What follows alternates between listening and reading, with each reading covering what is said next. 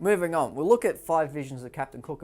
This poem is a story of him, and it's a tribute paid to Captain Cook, obviously. Something that not only captures his idea of Australia, but culminates in his death, and really represents him in an odd sort of way, because he's not just a colonizer who comes to Australia. It does make some nods earlier on, particularly in the poem, to other European explorers, and shows why he's starker, why he's stronger, why he's different. But also it's something that gives him a divine quality and pays tribute to his character. Highlights Cook as being a bit of a progressive.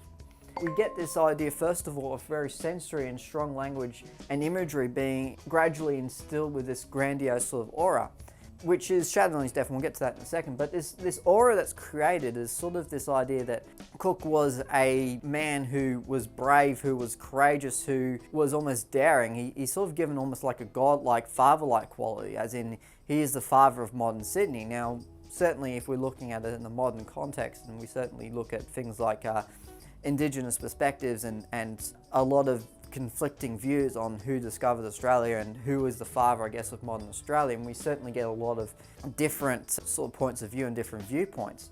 In Slessor's case, we really get this sort of strong aura about him, where he's considered to be someone who abandons the old ways, abandons what these other European explorers thought that, oh well, it's nothing, there's nothing here, and thinks, no, this is a place where we can live. And this is an aura, this godlike aura, which gets shattered really quite meekly when the last poem, or the last collection of 5, he is killed, and he's killed by his own weapon, ironically enough. It's these sorts of things which are sort of created and presented, and this progressive, which comes with great risk, ends with great, I guess, peril, and certainly is not rewarded ultimately for the things he does when he not only discovers Australia, but also Hawaii and the other places he goes. There's this sort of idea that he is someone who modern Australians can look up to as being someone who's willing to push the boundaries and willing to go, I'm going to go over here, I'm going to see what's coming next.